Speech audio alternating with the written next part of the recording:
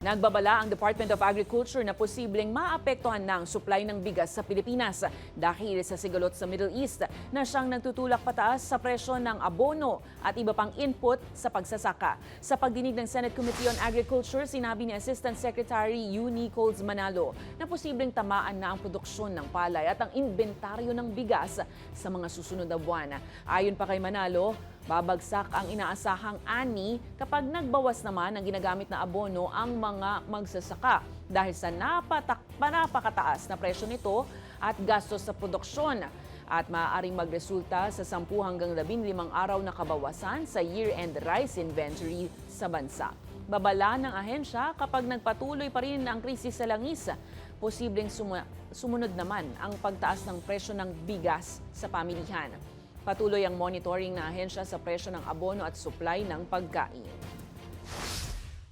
Ito pong second semester natin or yung tinatawag natin na dry season. Ang total end of year impact po niyan, pag titingnan natin, is between 10 to 15 days of reduction in our end of the year inventory. Kasi po yung 19.8 million metric tons will correspond to an 80 days end of the year inventory. If magbabawas po ng isang bag ng fertilizer ang farmer at a cost din ang fertilizer ng 2,400, yan din po yung corresponding decline niya dun sa projected production.